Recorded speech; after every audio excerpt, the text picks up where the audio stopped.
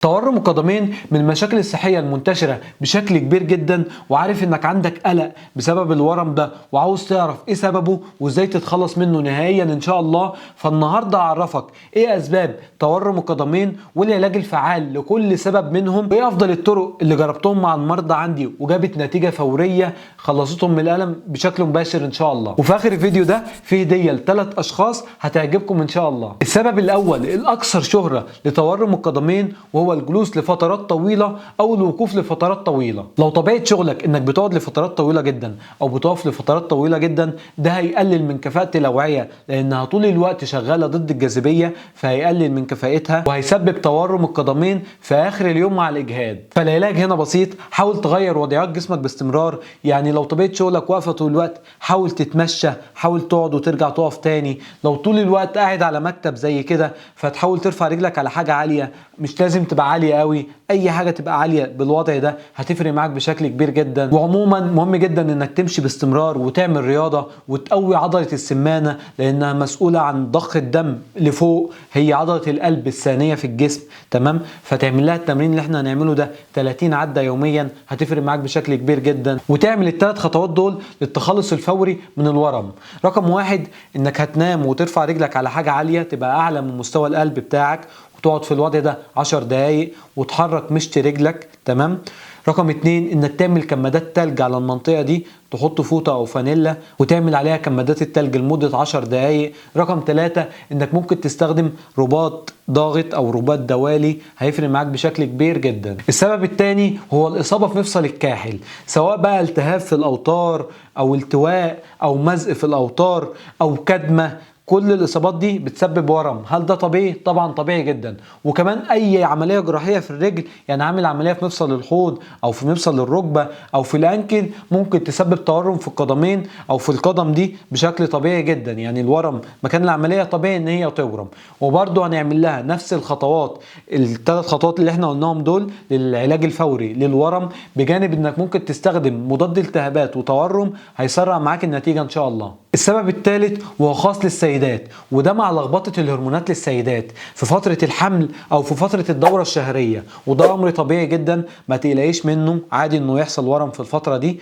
وانك تعملي ال3 خطوات الفوريه هيساعدوا بشكل كبير ان الورم تتخلصي منه، وانك تزودي شرب الميه في الفتره دي هيفرق معاك بشكل كبير جدا. السبب الرابع وهي الناس اللي بتاكل ملح كتير، والملح الكتير ده مش مقتصر على ملح الطعام فقط، لا ده الاكل الجاهز واللحوم المصنعه تحتوي على كميات عاليه من الاملاح، فانت لازم تبدا تقلل من الاملاح اللي انت بتدخلها لجسمك. فعاوزين نقلل من ملح الصوديوم ونكتر من مصادر البوتاسيوم عشان نعمل توازن في الجسم ونتخلص من التورم ده بكل سهوله.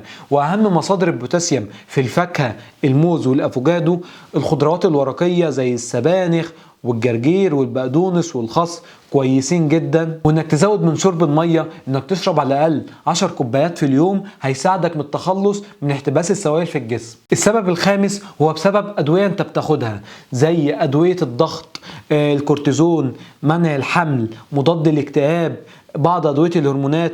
كل الادويه دي ممكن تاثر على تورم القدمين، فلو في دواء معين بدات تاخده وبدا يحصل بعدها تورم في القدمين فممكن يكون هو السبب. ارجع للدكتور اللي كتب لك على الدواء ده وهو يكتب لك على بديل ما بيسببش تورم القدمين. ودي كلها كانت اسباب بسيطه لا داعي للقلق منها، بتحصل لنا كلنا ومنتشره بشكل كبير جدا وعلاجها الحمد لله بسيط. لكن ركز معايا بقى في اللي جاي، لان الحاجات اللي جايه دي مهمه. وتورم القدمين ده بيكون عرض لامراض محتاج تهتم بيها، تبقى امراض خطيره ومحتاج تهتم بيها، ممكن تهدد حياتك كمان. اول حاجه لو الورم ده عندك في رجل واحده بس وجالك بعد الرقده لفتره في السرير وفي احمرار في السمانه وفي تورم فيها، واللمسه او اي حد يضغط لك على عضله السمانه بتسبب لك وجع، فدي ممكن تكون تجلط في الاوعيه. وفي الحالة دي انت محتاج تتابع مع دكتور اوعية، والجلطة دي هتروح ان شاء الله، هيديك علاج ليها وهيديك شوية خطوات تمشي عليها. فلازم تروح لدكتور اوعية وتمشي على الخطوات اللي هيقولك عليها. اما لو الورم في رجلك الاتنين ورم شديد وكبير، ففي 3 اجهزة مهم جدا تعمل فحص عليهم، وهنقولك الاعراض لكل جهاز فيهم. والاجهزة دي وهي القلب والكلى والكبد. ولو المشكله من القلب غالبا هيصاحب الورم ده الم في الصدر، انك تنهج بسهوله مع المجهود، انك تحس بصعوبه في التنفس وقت النوم. فلو عندك اي عرض من الاعراض دي فهتحتاج تتابع مع دكتور قلب، وهو يطلب منك الفحوصات الشامله ويحل معاك المشكله ان شاء الله. اما لو المشكله من الكلى فغالبا هيصاحب الورم ده تغير في لون البول وحرقان فيه، وممكن مشاكل في الجهاز البولي عموما. فبرضه لو بيصاحب الورم الاعراض دي فتتابع مع دكتور كلى وهيظبط لك الدنيا ان شاء الله. اما لو مشكله من الكبد فهيصاحبها اصفرار في الجلد، اصفرار في العين، ممكن استقصاء في البطن، ممكن رعشه في الايدين.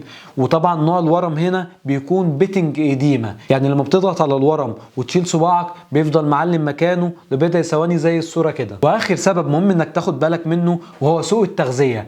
الناس اللي ما بتاكلش بروتين بشكل كافي، تمام، سواء بمزاجه او سواء غصب عنه ان مش معاه فلوس او في مجاعه في فتره المجاعات، فبيحصل تورم لان مفيش بروتين كافي في الدم، وده بيسبب تورم في القدمين. وفي الحاله دي طبعا مهم جدا تبدا تدخل بروتين لجسمك، ايا كان نوع البروتين اللي بتحبه. يعني لو بمزاجك فدخل نوع البروتين اللي بتحبه، سمك، لحمه، تونة، فراخ، بيض.